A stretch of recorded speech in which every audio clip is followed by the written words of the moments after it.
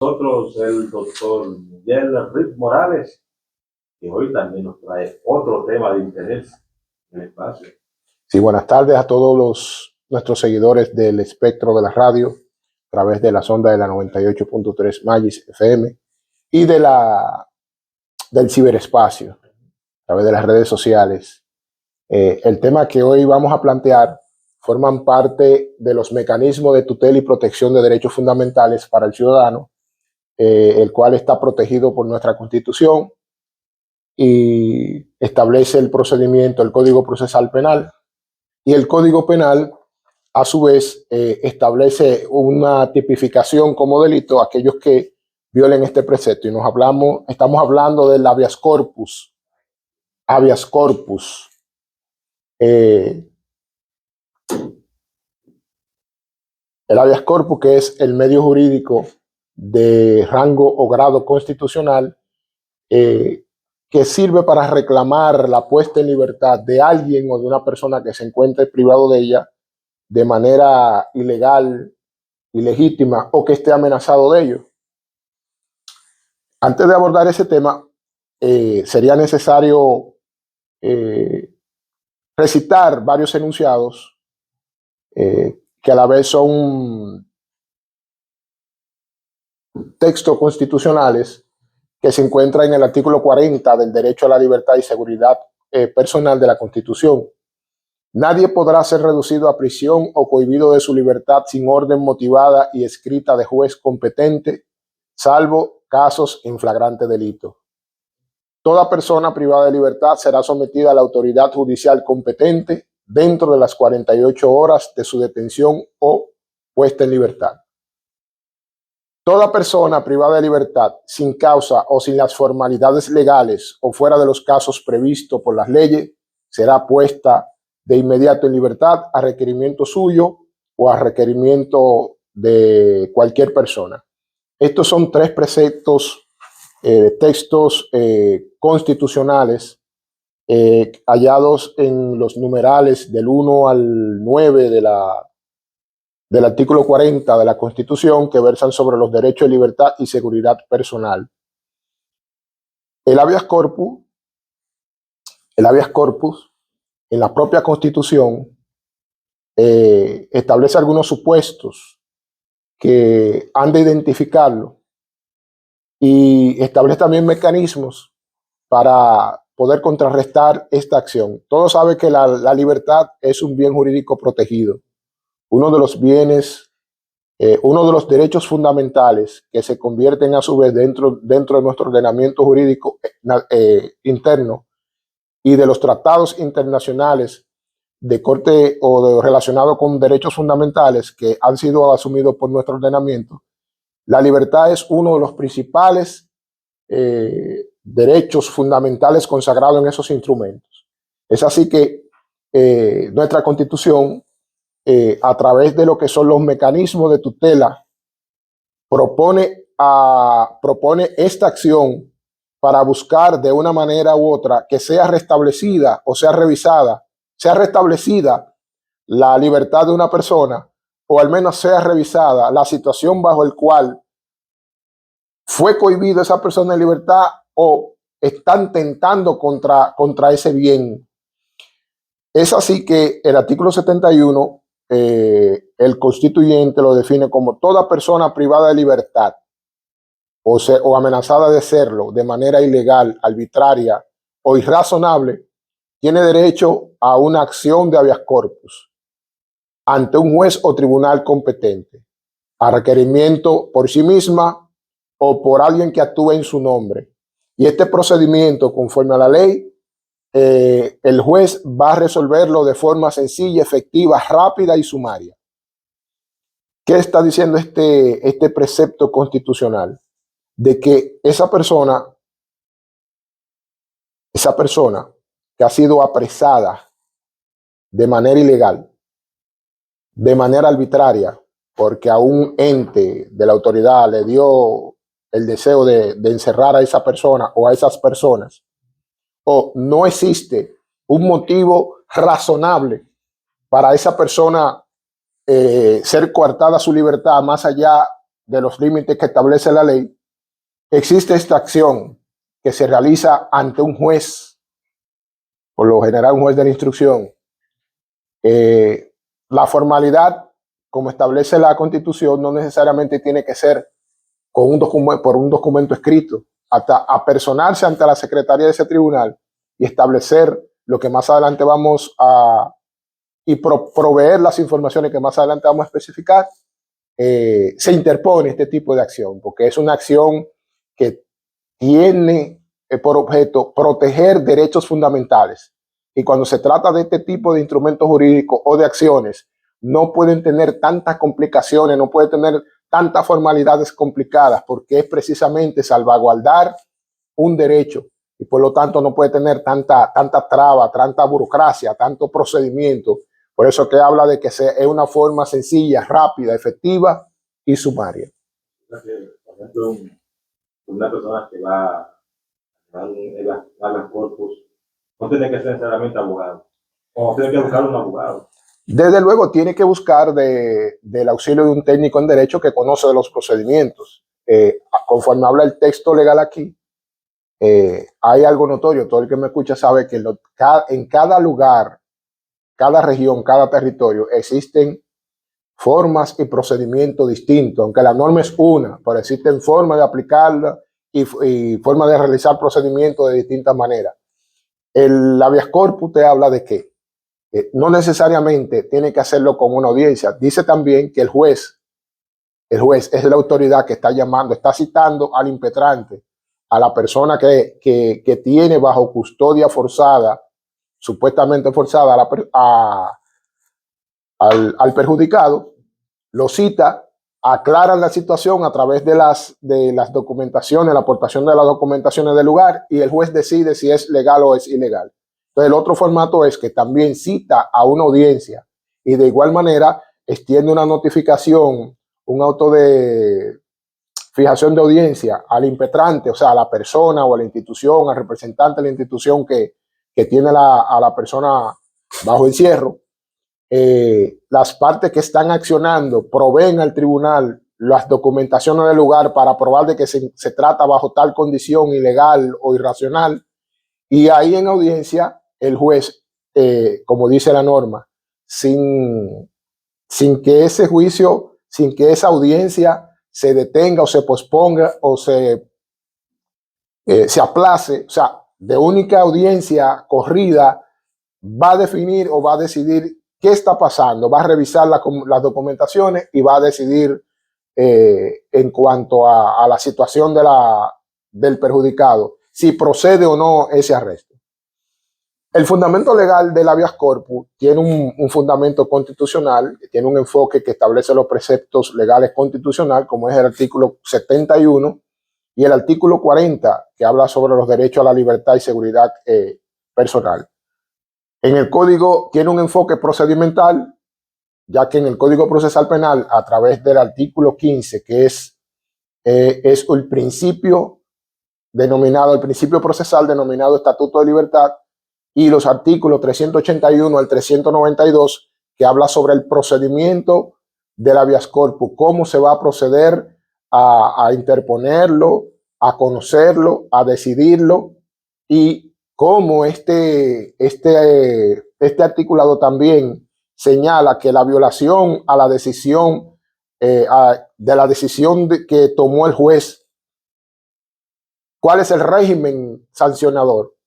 Primero señala, identifica un tipo de conducta que se llama encierro ilegal, y al inmediatamente señalar una conducta típica, señalarlo como ese acto violatorio, lo señala como un delito para poderlo entender, inmediatamente nos lleva a nosotros al tercer enfoque, que es el tipificador y sancionador, que se ubica en el Código Penal. El procesal penal dice que el que viola las decisiones del habeas corpus incurre en lo que se llama encierro ilegal. El encierro ilegal, inmediatamente nosotros procedemos y revisamos el Código Penal, que es el lugar donde están tipificados e identificados los tipos de delito y las sanciones, e inmediatamente lo tipifica dentro del rango de los artículos 341 al 344.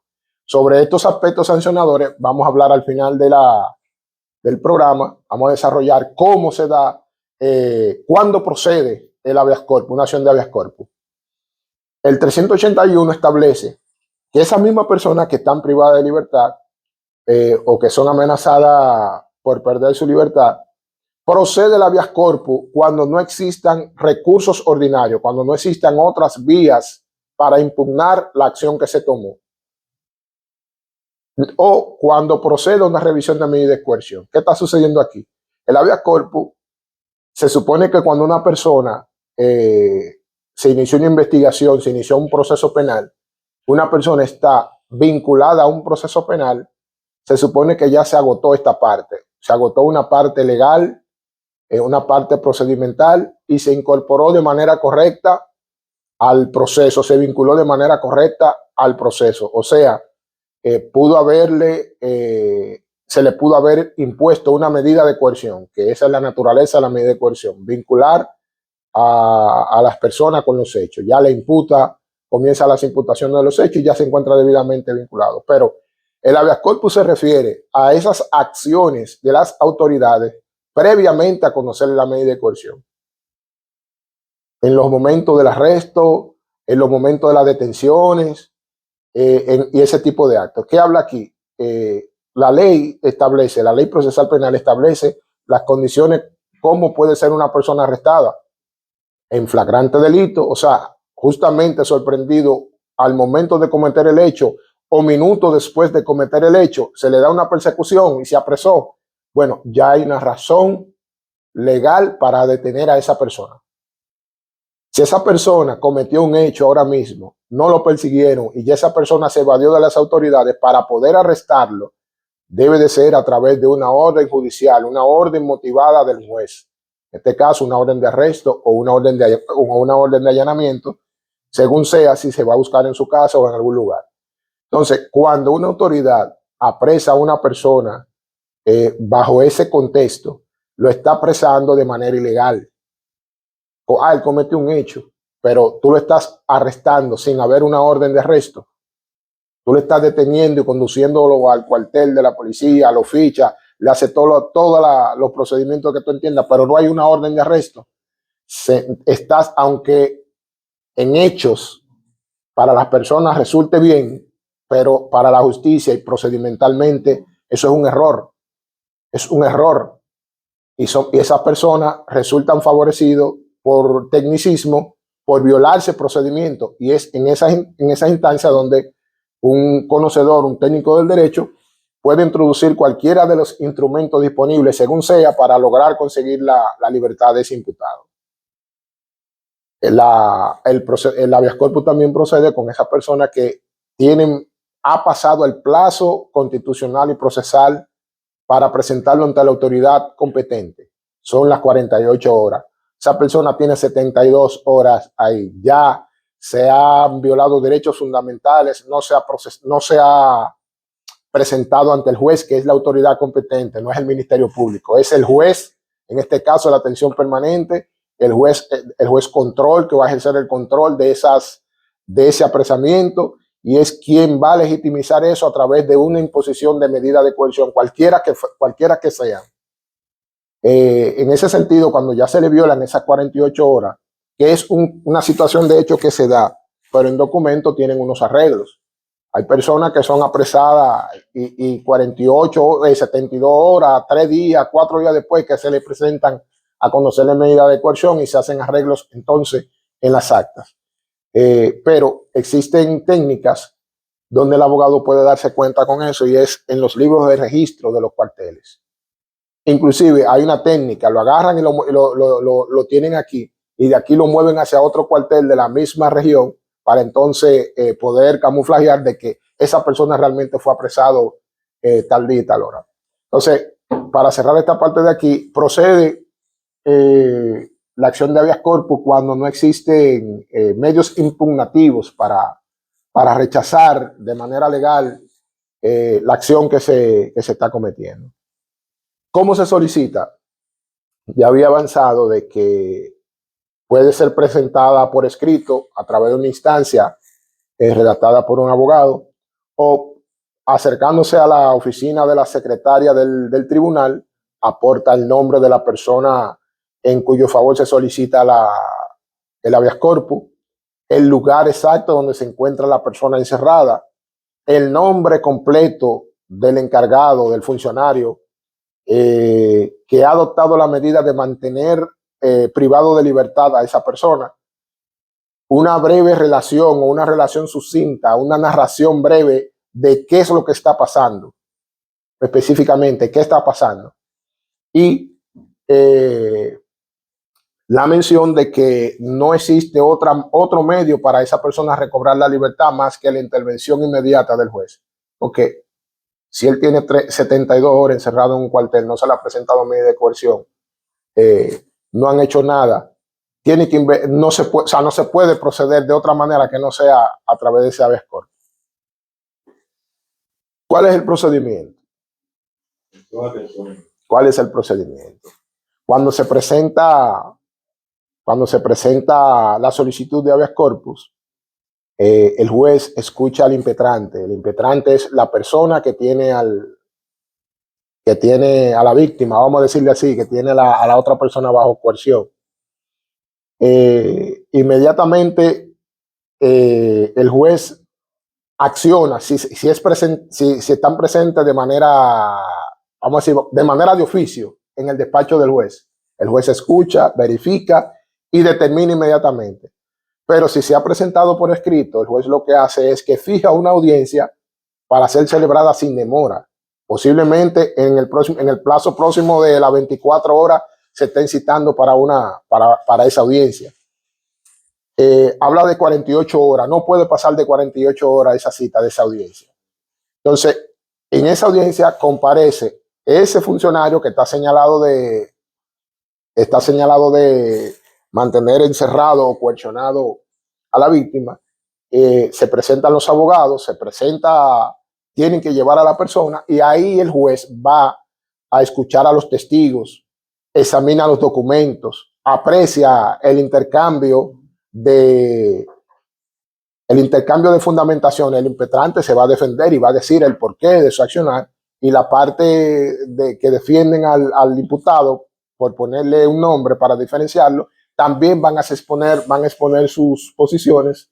El juez escucha todo esto y en esa sola audiencia el juez debe decidir si pone en libertad formalmente al imputado o si rechaza el pedido de habeas corpus. Una sola audiencia breve, el juez debe decidir ahí qué va a pasar, no dice que vamos a posponer para otra fecha.